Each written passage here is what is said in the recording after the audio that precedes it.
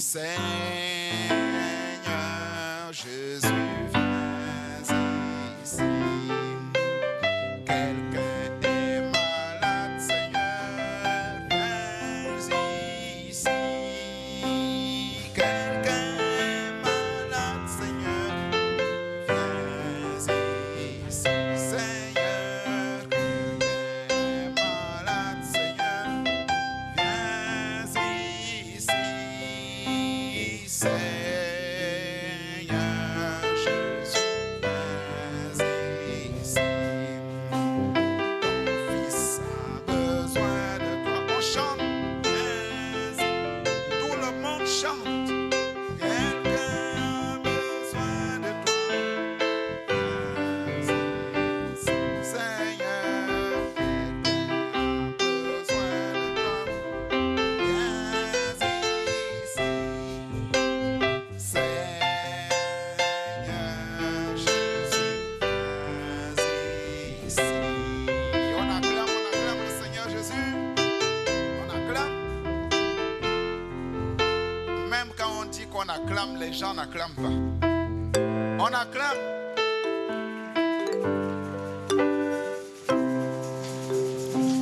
Ce vieux monde ne peut me lier.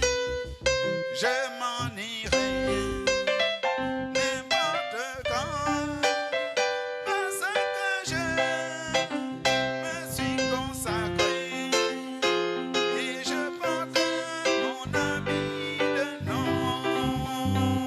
Ce vieux monde ne peut me lier. Je m'en irai n'importe quand, parce que je me suis consacré et je porte mon habit de noces. La maladie ne peut me lier. Je m'en irai n'importe quand, parce que je me suis consacré et je porte mon habit de noces. Les soucis de la vie ne peuvent me lier. Je m'en irai n'importe quand, parce que je me suis consacré et je porte mon habit de noces. Les soucis ne peuvent me lier. Je m'en irai n'importe quand, parce que je me suis consacré et je porte mon habit de noces. La fatigue de ce monde ne peut me lier. Je m'en irai n'importe quand, parce que je me suis consacré et je porte mon habit de noces. On acclame le Seigneur Jésus. Une acclamation pour notre Dieu.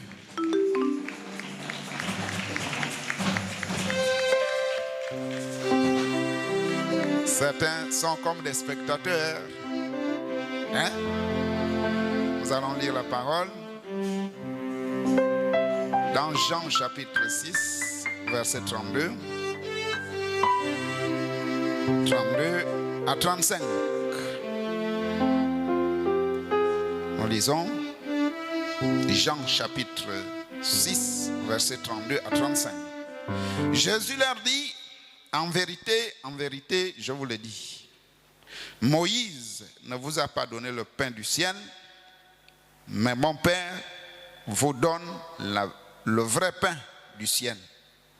Car le pain de Dieu, c'est celui qui descend du ciel et qui donne la vie au monde.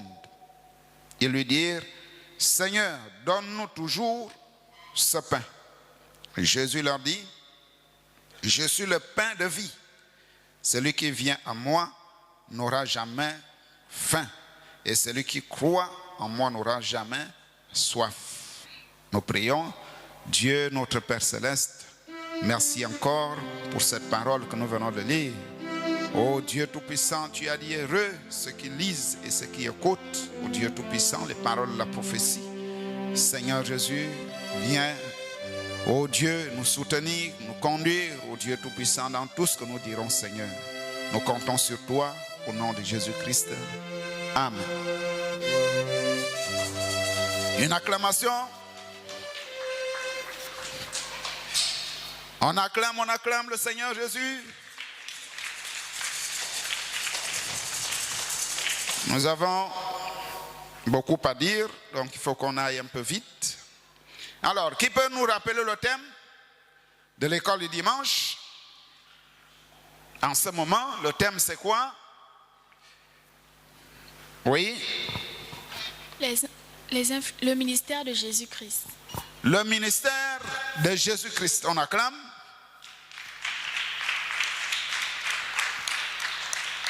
Alors, qui peut nous dire ce que c'est le ministère de Jésus-Christ? Depuis qu'on a commencé avec quelques sujets, qui peut nous résumer c'est quoi le ministère de Jésus-Christ? Oui? C'est un nom déversé dans un homme de Dieu.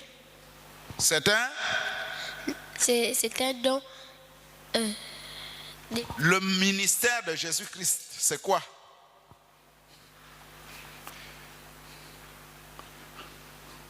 Personne. Donc depuis le début, personne ne sait de quoi nous parlons. Le ministère de Jésus-Christ, c'est quoi?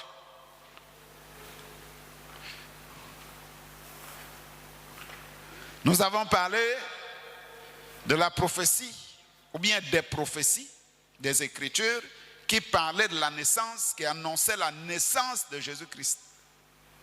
On a parlé de ça. On a parlé de la naissance de Jésus-Christ. On a parlé des mages d'Orient. On a parlé de la persécution des enfants. Nous avons parlé de Jésus-Christ comme prophète, sacrificateur, comme souverain sacrificateur, comme pasteur, comme évangéliste. Et le dimanche dernier, nous étions sur quoi? Quel était le sujet? Oui. Le sujet, c'était quoi? Les trois attractions de Jésus. Les trois attractions dans le ministère de Jésus-Christ. On acclame. Et qu'est-ce qu'on a dit? C'est quoi une attraction? Oui, toujours elle. Une attraction est une force qui attire des miracles, qui attire. C'est une force qui attire. Une attraction. C'est quelque chose qui attire soit les humains ou bien les animaux vers quelque chose. Puisque nous sommes des humains, on a dit que c'est une force qui attire les gens vers quelqu'un. Une attraction. Mais dans le ministère de Jésus, qu'est-ce qu'on a dit? On a cité les trois attractions. C'est évident qu'au début, on a parlé on a fait une révision sur la divinité de Jésus-Christ. Mais à la fin, nous avons introduit le sujet sur les trois attractions du ministère de Jésus. Et qu'est-ce qu'on a dit? Je vois certains qui n'ont pas de cahier, les autres ont des cahiers. Donc ça veut dire que certains iront au ciel, les autres n'iront pas. Si Jésus venait ce matin pour dire, tous les enfants qui ont des cahiers, ce sont eux qui vont au ciel. Ceux qui n'ont pas, ce sont des rebelles qui vont rester. Alors, toi qui n'as pas de cahier, tu vas rester. Celui qui a le cahier va partir. Parce que celui qui n'a pas de cahier, c'est un rebelle. On a dit dans les derniers jours, les enfants seront rebelles à leurs parents. Le parent parle, l'enfant boude. C'est comme si c'est l'enfant qui devient maintenant le père et le père devient enfant. C'est ce qui se passe. Vous ne connaissez rien parce que vous ne notez rien. Ceux qui répondent aux questions, ce sont des gens qui ont retenu quelque chose et qui ont écrit. Là où on parle, le dimanche prochain, ils vont encore venir sans cahier. On va maintenant dire, tous les enfants qui n'ont pas de cahier à l'école le dimanche ne rentrent pas ici. Parce que ce sont des enfants rebelles. On acclame, on acclame. Alors, le sujet c'était les 3 attractions du ministère de Jésus-Christ. Alors, quelles sont ces attractions? Oui, on a parlé des miracles. Des miracles. On acclame, on acclame. Jésus a fait des miracles. Deuxième attraction, c'était quoi? Toujours elle? Oui? Le discernement. Le discernement des pensées. On acclame. Le discernement. Troisième attraction. C'était quoi? Troisième attraction. La troisième chose qui attirait les gens vers Jésus. C'était quoi? Est-ce que c'était seulement les miracles? C'était seulement le discernement? Il y avait aussi quoi? Oui, il y a un doigt là-bas. Il y avait aussi la parole. La parole, on acclame. Il y avait aussi la parole. Et ce sont les 3 choses qui accompagnent un serviteur de Dieu, un envoyé. Quand Dieu dit, je t'envoie vers les gens, il donne à ce serviteur de Dieu les 3 signes. Alors, nous commençons. On a dit qu'une attraction, c'est une force qui attire les gens vers quelque chose ou quelqu'un. Donc, c'est une attraction, ça peut être magnétique comme l'aimant. Quand vous prenez l'aimant, vous approchez vers un métal en fer, le métal va se détacher pour se coller. Qui a déjà vu ça? Donc, l'aimant exerce une attraction vers, c'est-à-dire attire tous les objets en fer. On a dit, c'est une force qui tend à attirer les êtres vers quelqu'un ou quelque chose. On prend l'exemple de Moïse dans l'Ancien Testament. Qui a déjà entendu parler de Moïse? Moïse était quoi? Moïse, il était quoi? Dans l'Ancien Testament. C'était un évangéliste, un prophète ou un pasteur. Il était quoi? Moïse. Oui? Prophète. Encore? Prophète. On acclame. Moïse était un prophète. Alors, quand Moïse va, nous avons lu un peu l'histoire de Moïse. Moïse, c'est un juif qui est né en Égypte. Moïse est né à l'époque de la persécution. Pourquoi? Parce que les juifs, c'était des enfants qui prospéraient beaucoup. C'est-à-dire, quand il fait quelque chose, Dieu bénit. Quand il élève les moutons, si c'est un berger, il aura beaucoup de moutons, plus que les Juifs, les Égyptiens. S'il va construire les maisons, il aura plus de marchés, plus de belles maisons que les autres. C'est ce qui se passait. Partout ce qu'ils faisaient, ils avaient toujours le succès. Maintenant, Pharaon, qu'est-ce que Pharaon dit? Pharaon dit, puisque ces gens-là, ils prospèrent, ils sont bénis, ils ont beaucoup, ils sont en train de se multiplier, ils risquent de nous dépasser. Leur nombre risque de nous dépasser. Mais qu'est-ce qu'on va faire pour les freiner? Il a réuni les sages. Qu'est-ce qu'on va faire? Il a dit, les sages ont dit, Moïse, pour que les enfants là, pour que ce peuple là ne prospère pas, on va tuer les enfants garçons. Donc tous les enfants garçons qui vont naître à l'hôpital, on décide de les tuer. Alors, la persécution a commencé. Les sages-femmes, quand vous voyez un enfant, dès que la femme arrive, vous demandez la nationalité ou bien la tribu. Tu es quoi?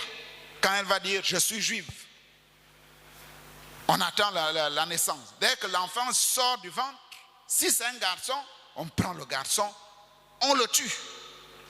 On le jette dans le fleuve du Nil pour que les crocodiles le mangent. Ou bien on fracasse l'enfant contre le mur, l'enfant meurt. C'est ce qui se passait. Et Moïse naît pendant qu'on tue les garçons. Alors, le père de Moïse dit, mais qu'est-ce que je vais faire? Puisque tu as dit que c'est mon fils qui sera le libérateur. Qu'est-ce qu'on va faire? L'ange apparaît. L'ange Gabriel. Il vient voir Amram la nuit. L'ange sort l'épée. Il pointe l'épée comme ça. Il demande à Amram, où est-ce que l'épée est pointue? Amram dit vers le nord. Il dit, tu auras un fils qui s'appellera Moïse. Il n'a pas d'abord donné le nom, mais il a dit, tu auras un garçon. Mais quand ce garçon va naître, c'est lui qui sera le libérateur. Voilà la direction que vous allez prendre pour aller vers la terre promise. La terre que Dieu a promis à Abraham, Isaac, Jacob. Tu as compris? Oui. Bon, maintenant, quand cet enfant va naître, qu'est-ce que je vais faire? Il a dit, tu vas faire une caisse, tu prends l'enfant, tu le mets dedans et tu le poses sur le Nil. Amram me dit, mais est-ce qu'il ne va pas mourir? Il dit, non, fais seulement ce que je te dis. Et quand Moïse est né, ils ont caché le bébé. Quand la femme était sur le point d'enfanter, qui connaît le nom de la maman de Moïse? Qui connaît? La maman de Moïse s'appelait? Oui. Elle s'appelait comment? Sarah. Est-ce que c'est Sarah? Non. Sarah, c'est la femme de qui? C'était la femme de... Sarah était la femme de... Abraham. Abraham. On acclame. Vous voyez? Il y a des enfants, le prophète dit, il y a des enfants qui connaissent plus les dessins. Si on demande les dessins, dans les chaînes que vous connaissez là, vous connaissez beaucoup de noms. Mais la femme de Moïse, on ne connaît pas.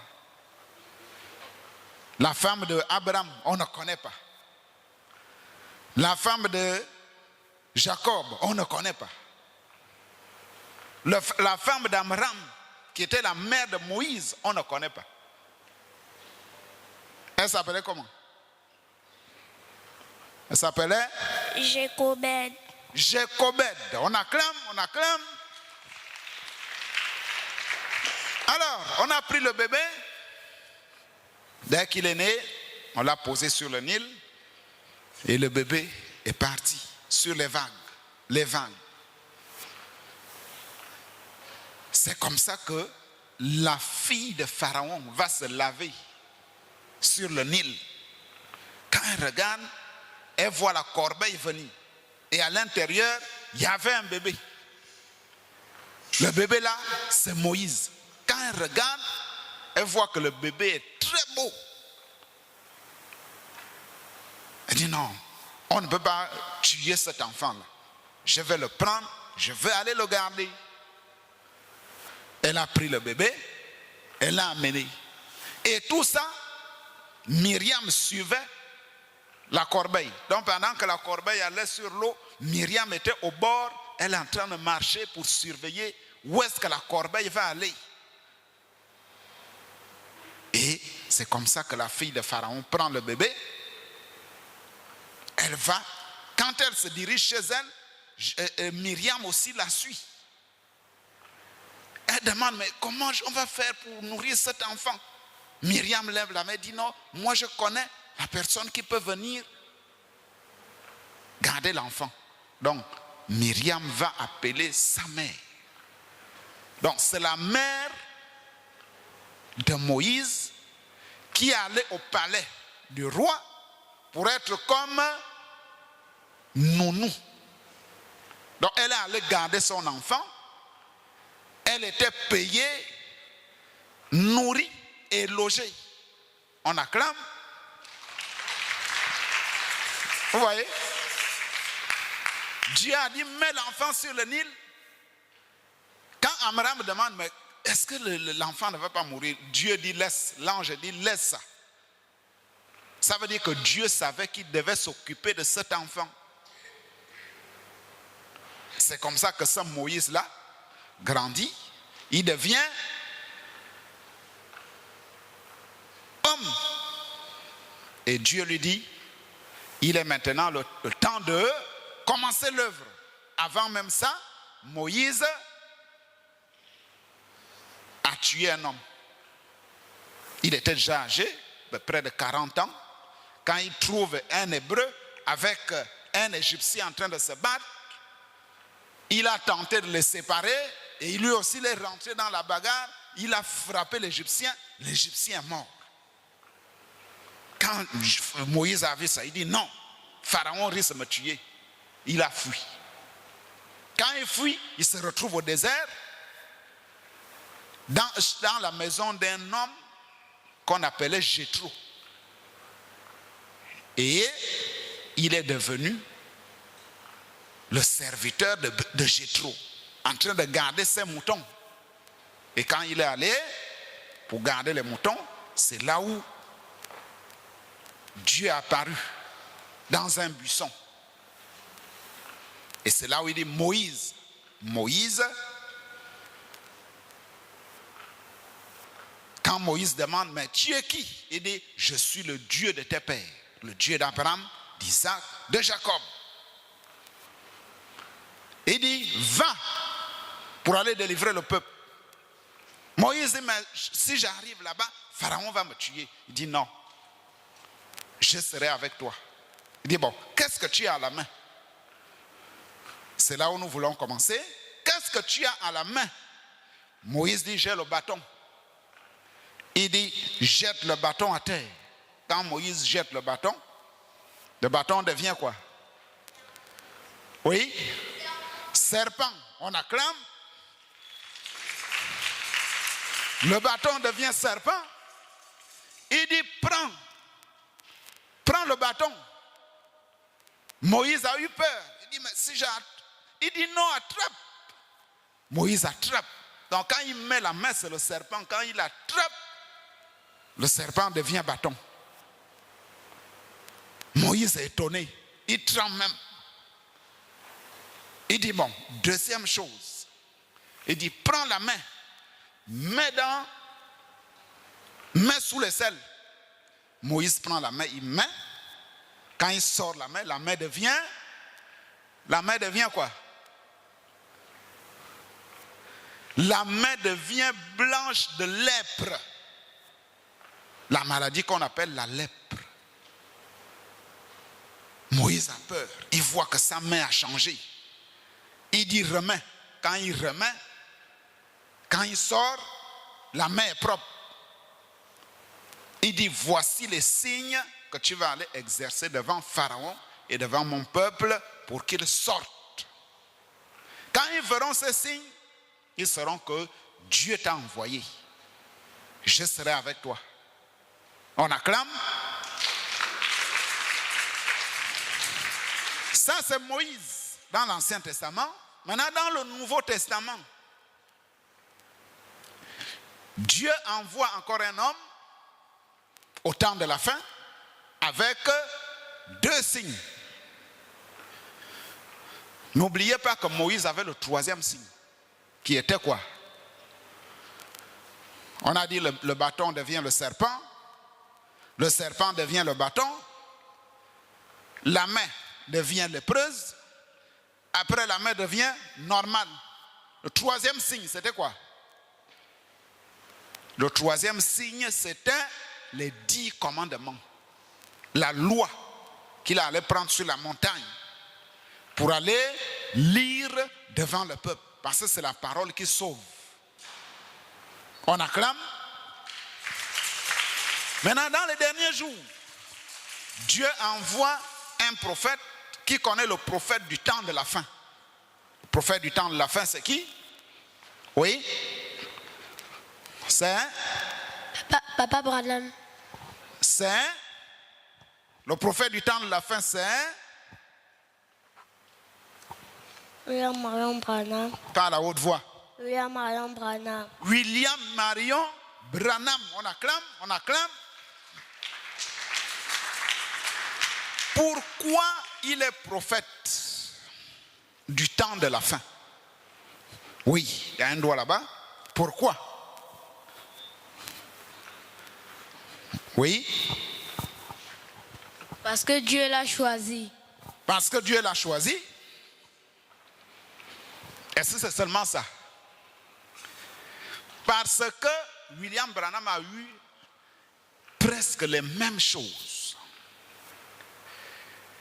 Alors, un soir, il est allé prier parce qu'il ne comprenait pas sa vie. Sa vie était étrange. Il est né sous un signe. Quand il est né, les 3 étoiles se sont alignées au ciel. Et sur la terre, on a vu la colonne de feu venir sur le bébé. Et quand il marchait, il était toujours interpellé par les astrologues. On dit, jeune garçon, venez. Quand il approche, il dit, mais est-ce que vous savez que quand vous marchez, vous avez un signe sur votre tête? Il dit, je ne sais pas.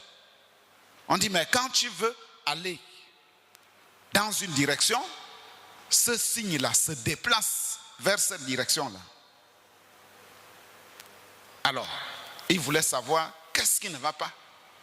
Les choses que lui veut faire comme les autres, boire, fumer, s'amuser, ça ne passe pas. Dieu dit, ne bois pas, ne fume pas, ne souille pas ton corps. C'est comme ça qu'il est allé prier. Pendant qu'il priait, il a fini de prier. Quand il s'assoit, il voit la lumière. La lumière venir dans la pièce où il était. Et quand il regarde, il n'y a pas de voiture. Il n'y a personne. Il pensait que c'était les phares d'une voiture ou bien la torche de quelqu'un qui s'approchait. Mais ce n'était pas ça. Quand il regarde bien, la lumière s'agrandit, s'agrandit, s'agrandit. Et à l'intérieur, quelqu'un sort. Quelqu'un sort de la lumière. Il dit, je viens vers toi pour te dire que Dieu t'a choisi. Il faut bien écouter. Ce n'est pas quand tu vas rencontrer un témoin de Jéhovah, il va te dire, Branham c'est un faux prophète, il ne faut pas suivre ça. Tu es un branhamiste. Après toi aussi tu es abattu. Tu dis, je quitte maintenant le message pour devenir catholique ou bien témoin de Jéhovah. Non. Il faut savoir ce que tu crois. Qui a compris? On acclame. Alors, Dieu dit, la personne qui est sortie de la lumière, là, il dit, je viens vers toi pour dire que Dieu t'a choisi. Ta naissance étrange est due à quelque chose. Il dit, comme Moïse, il dit, souviens-toi de Moïse. Il dit, toi aussi, tu auras 2 signes. Il a commencé avec ça. Moïse a eu 2 signes au début. Jésus lui-même a eu 2 signes au début.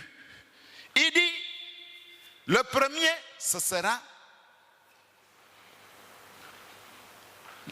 la guérison divine. Et il dit, quand tu vas prendre la main de quelqu'un qui est malade, quand tu prends la main d'une personne malade, tu connaîtras la maladie. C'est-à-dire, la main du prophète prend une certaine couleur. Si c'est rouge, ça veut dire une certaine maladie. Si c'est vert, ça veut dire une certaine maladie. Et dès que c'est révélé, la personne est guérie aussitôt. Il dit, tu prieras pour les malades et les malades seront guéris. Premier signe. Deuxième, il dit, tu connaîtras les secrets des cœurs. Et il ramène encore Branham dans la Bible. Il dit, souviens-toi de la femme samaritaine au puits de Jacob. Deuxième signe. Il dit, quand la femme est venue, souviens-toi que notre Seigneur Jésus-Christ lui a révélé les secrets qui étaient dans son cœur. C'était quoi? Jésus a dit, tu as eu 5 maris. Et celui qui est dans ta maison n'est même pas ton mari. Et quand la femme a vu ça, il dit, tu es prophète. Pourquoi? Parce que nous savons que le Messie doit venir. C'est lui qui doit faire ces choses. Donc, William Branham aussi, il dit, tu auras le deuxième signe, tu connaîtras les secrets des cœurs. Il va dire, toi, tu t'appelles, par exemple, Jacques, tu reviens du Gabon. Tu as un problème. Ton problème, c'est ta fille est malade. C'est pourquoi tu es ici. Si tu veux savoir un peu plus loin, je peux te donner le numéro de ton téléphone. Ou bien le numéro de ta maison. Ou bien le nom de ton quartier. Est-ce que vous comprenez? Et dès que la personne dit oui, aussitôt, la personne qui est restée malade là-bas est guérie. Est-ce que vous comprenez? Donc, deuxième signe, connaître les secrets des cœurs. Tu es venu à la réunion parce que tu as un problème. Et ton problème, c'est ça, ça, ça. Ce n'est pas des problèmes inventés. Où les prophètes d'aujourd'hui, oh, je te localise. Non, ce n'est pas ça. Ce n'était pas ça. Branham ne s'agitait pas. Il faisait ces choses comme Jésus-Christ. Branham n'était pas spectaculaire. On enlève la veste, on balance, les gens tombent. Non. C'était simple. Quand vous regardez les vidéos, c'était simple, authentique. Donc, c'est le deuxième signe. Maintenant, le troisième signe, l'ange dit, tu révéleras la parole. C'est toi qui as la mission de révéler les secrets des sceaux. C'est-à-dire ce qui est caché dans la Bible. Ce que Dieu a dit à Daniel. Il dit, Daniel, va. Jusqu'au temps de la fin, la connaissance augmentera. Les méchants feront le mal, aucun méchant ne comprendra. Tiens secrète ces paroles jusqu'au temps de la fin. Donc, c'est au temps de la fin qu'un don de connaissance doit venir sur la terre pour révéler les mystères de la Bible, de la Genèse à l'Apocalypse. Quelques mystères. Le mystère de la semence du serpent, que les dénominations ne connaissent pas. Le mystère de Babylone, c'est un mystère qui est dans la Bible, Babylone la grande. Ils lisent, mais ils ne savent pas de quoi il s'agit. Le mystère des 4 bêtes, des 4 royaumes qui devaient s'élever sur la terre jusqu'à la fin du monde. Ce sont des mystères. Les gens lisent la Bible, ils ne connaissent pas. Donc c'est William Branham qui devait révéler ces mystères. Et quand l'ange a terminé, il est rentré encore dans la lumière. La lumière s'est rétrécie. La lumière est sortie de la pièce. Qui a compris? On acclame. Alors, Jésus lui-même, quand il était sur la terre, il a eu le premier signe, le discernement des pensées. Nous sommes dans Jean chapitre 1, au verset 40. Jésus, il venait de sortir des eaux du baptême. Vous savez qu'après le baptême, il est allé au désert. Il a fait 40 nuits et 40 jours, là où le diable l'a tenté. Et quand il sort de là-bas, il commence maintenant le ministère. Il est en train de marcher, il croise André. Nous sommes au verset 40. André, frère de Simon-Pierre, était l'un des deux qui avait entendu les paroles de Jean. Donc, c'est ce André-là et ce Pierre étaient des disciples de Jean-Baptiste. On acclame. On acclame. C'est-à-dire, ils étaient quand Jean baptisait les gens. Ils ont entendu Jean dire que le Messie vient, je ne suis pas le Messie. Quand il sera là, je ne suis même pas digne de délier la croix de ses sandales. Il est plus grand que moi. Moi, je vous baptise d'eau. Et quand il reviendra, c'est lui qui va vous baptiser du Saint-Esprit et de feu. Ils ont entendu ça. Maintenant, quand ils arrivent, il dit, ceux qui avaient suivi Jésus. Donc, Jean leur a dit de suivre Jésus. Ils ont commencé à suivre Jésus. Ce qui lui, il dit, ce fut lui qui rencontra le premier son frère Simon. Et lui dit, nous avons trouvé le Messie, ce qui signifie Christ. Et il le conduisit vers Jésus. Jésus l'ayant regardé, écoutez bien, Jésus l'ayant regardé, pour la première fois quand Jésus fixe Simon, il dit, tu es Simon. André n'est pas d'abord allé dire à Jésus que celui qui arrive là, il s'appelle Simon. Après il vient. Il est maintenant là. Après quand Pierre arrive, Jésus dit, tu t'appelles Simon. Non, c'était pas comme ça. Ils se rencontrent la première fois. Quand Jésus le regarde, il dit, tu t'appelles Simon. Il dit, fils de Jonas, tu seras appelé Céphas. On acclame, on acclame. Ça, on appelle ça le discernement. Si vous regardez de la Genèse jusqu'à l'Apocalypse, même Moïse n'avait pas le discernement. Il y a Salomon qui a eu le discernement, et son discernement n'était même pas trop direct comme celui de William Branham. Il n'y a que Jésus et Branham qui ont eu le discernement authentique. Il dit, tu t'appelles Simon, fils de Jonas. Là où tu es là, ton père s'appelle Jonas. Alors là, pour des gens qui sont faibles, tu peux tomber. Ce que signifie Pierre. Nous sommes dans Jean chapitre 1 au verset 47. Jésus, voyant venir à lui Nathanaël, dit de lui, donc après qu'il a rencontré Simon,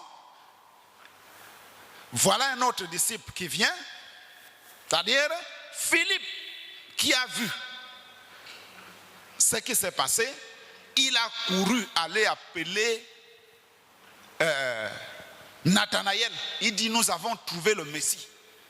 Quand Nathanaël arrive, il dit, Jésus dit, voici vraiment un Israélite dans lequel il n'y a point de fraude. Donc il discerne aussi Nathanaël. Il dit, avant que Philippe t'appelât, quand tu étais sous le figuier, je t'ai vu. Ça c'est quoi? C'est la vision. Ça veut dire que Jésus étant là, il voit Philippe, il voit Nathanaël sous le figuier, en vision. Et quand Nathanaël arrive, il dit, tu es Nathanaël et en toi, il n'y a pas de fraude. Ça veut dire quoi? Ça veut dire que tu es un élu de Dieu. Il dit, Nathanaël répondit et lui dit, Rabbi, c'est-à-dire maître, tu es le fils de Dieu, tu es le roi d'Israël. Ça veut dire quoi? Nathanaël savait que le prophète qui va faire ça, c'est le Messie. Chez les Juifs. Parce que tous les autres ne pouvaient pas. Jérémie n'a jamais fait ça. Jonas n'a jamais discerné. Habakkuk n'a jamais discerné. Ésaïe n'a jamais discerné. Mais quand on voit quelqu'un comme ça, même Jean le Baptiste, il n'a fait aucun miracle. C'est vrai qu'il a eu le discernement quand il a vu les pharisiens venir dire race de vipères. Ça s'est arrêté là. Mais donner un nom et le Père et voir que c'est un élu, il n'y a que Jésus lui-même qui pouvait faire ça. On acclame. Jésus lui répondit, parce que je t'ai dit que je t'ai vu sous le figuier, tu crois, tu verras de plus grandes choses que celles-ci. Nous sommes dans Jean chapitre 4, au verset 15. La femme lui dit, ça c'est la femme samaritaine, Seigneur, donne-moi de cette eau, afin que je ne vienne, que je n'ai plus soif. Parce que Jésus a dit, je suis l'eau, je détiens l'eau de la vie. Celui qui boit de cette eau n'aura jamais soif. La femme dit, mais donne-moi cette eau pour que je n'ai plus soif. Je bois seulement une seule fois. Jusqu'à la fin de ma vie, je n'aurai plus soif. Elle pensait que c'est l'eau simple, l'eau du puits. Or, c'était la parole. Jésus dit, va, appelle ton mari. Vous voyez, quelqu'un qui vient puiser de l'eau, qu'est-ce qui te fait dire qu'elle a un mari? Mais Jésus, quand il regarde, il voit le mari en vision. Comment le mari est dans la chambre de la femme qui puise de l'eau au puits là. Il voit son mari. Il dit, appelle ton mari et viens ici. La femme répondit, je n'ai point de mari, lui dit Jésus. Jésus lui dit, tu as raison de dire, je n'ai point de mari. Pourquoi? Parce que c'était un copain. Ce n'était pas un époux. La femme là n'avait pas, l'homme là n'a pas épousé cette femme là. Ils vivaient comme copain et copine. C'est pourquoi Jésus dit, tu as raison. Il dit, car tu as eu 5 maris et celui que tu as maintenant n'est point ton mari. Et cela tu as dit vrai. Seigneur, lui dit la femme, je vois que tu es prophète. On acclame. Je vois que tu es prophète. Pourquoi? Parce que ce que Jésus dit, c'est exact. Il n'y a pas d'à peu près. Nous sommes dans Luc. Non, ça c'est le discernement. Nous allons dans les miracles. Deuxième signe. Jean chapitre 2, verset 1. 3 jours après, il y eut des noces à Cana, en Galilée. La mère de Jésus était là. Jésus fut aussi invité aux noces. Donc on a aussi invité Jésus avec ses disciples. Le vin ayant manqué, la mère de Jésus lui dit, ils n'ont plus de vin. Marie va vers Jésus et dit, la fête, on est en pleine fête, mais il n'y a plus de vin. Comment on va faire? Jésus lui répondit, femme, qu'y a-t-il entre toi et moi? Donc la mère va dire à Jésus qu'il n'y a plus de vin, mais Jésus l'appelle femme. Donc ça veut dire que Jésus a corrigé Marie. Que tu n'es pas ma mère, tu es juste là pour me garder. C'est ce que Jésus voulait dire. Et Jésus voulait aussi lui montrer que ce n'est pas à toi de me dire ce que je dois faire. Sa mère dit aux serviteurs, faites ce qu'il vous dira. Or, il y avait là 6 vases de pierre destinés aux purifications des Juifs et contenant chacun 2 ou 3 mesures. Jésus leur dit, remplissez d'eau ces vases. Ils les remplirent jusqu'au bord. Puisez maintenant, leur dit-il. Vous voyez, il n'a rien dit, il n'a rien fait. Il n'est pas venu là pour imposer les mains au vin, à l'eau, pour dire que change, devient le vin. Non, il a seulement dit, puisez de l'eau, versez. Dès qu'ils ont fini de verser l'eau dans les vases, il a dit aux gens, prenez le vin. Donc quand il verse, quand il termine, l'eau là devient le vin, aussitôt. Vous voyez le genre de miracle?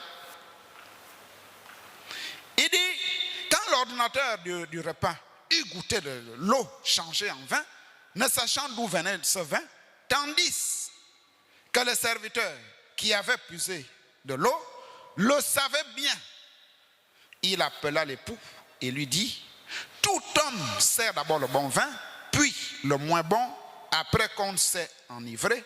Toi, tu as gardé le bon vin jusqu'à présent. Tel fut à Cana, en Galilée, le premier miracle que fit Jésus. On acclame. C'était le premier miracle. Et à la suite, vous allez voir, il a marché sur les eaux. Il a guéri les malades. Il a ressuscité Lazare. C'était des miracles. Il a changé. Il a multiplié le pain, je veux dire. Le pain et les poissons. Quand les gens avaient 5000 personnes avaient faim, on a seulement amené 5 pains et 5 poissons. Quand Jésus prend,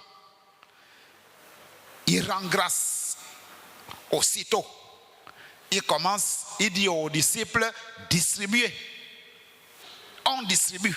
Quand on prend le pain, on donne, un autre pain est là. On donne un autre pain. On ne sait pas à quel moment le pain là se change. On donne seulement. Les gens ont mangé, fatigués. Le reste, on dit, on a encore fait 12 paniers. C'était des miracles. Alors, le dernier, quand Jésus arrive, vers la fin, il dit, celui qui ne boit pas mon sang et ne mange pas ma chair n'a point la vie éternelle. On dit,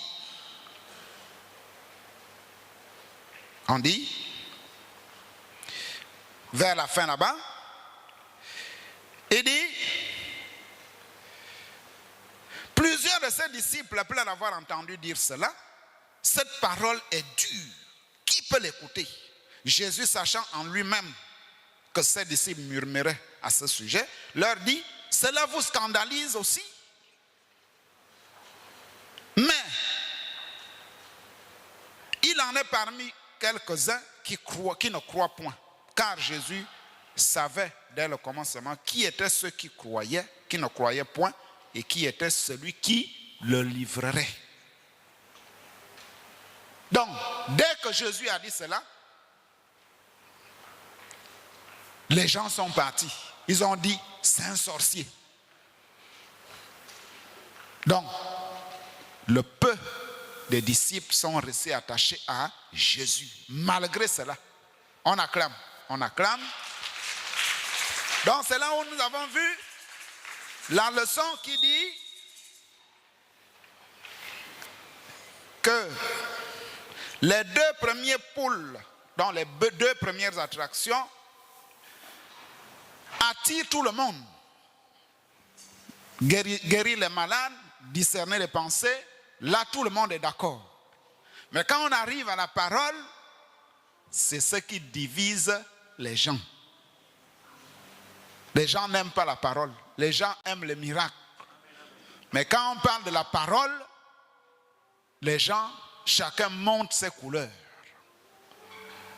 Donc, vous êtes des élus, vous êtes des fils de Dieu. Ce n'est pas les miracles qui nous amènent ici. C'est la parole. On acclame. Nous allons prier. Dieu, notre Père Céleste, nous sommes arrivés à la fin, Seigneur. Nous avons besoin de toi, ô Dieu, pour ne pas être comme ceux qui ont suivi Jésus, parce qu'ils devaient manger, parce qu'ils devaient être guéris. Mais tu as dit, Seigneur Jésus, dans la bouche de Pierre, qui a répondu, c'est toi qui as les paroles de la vie. Nous ne pouvons pas, Dieu Tout-Puissant, nous séparer de toi, Seigneur Jésus. Peu importe combien de fois la parole est dure, nous devons la supporter, Seigneur Jésus. Sois avec tes enfants, bénis la sortie, bénis les offrandes et les dîmes au nom de Jésus-Christ. Amen.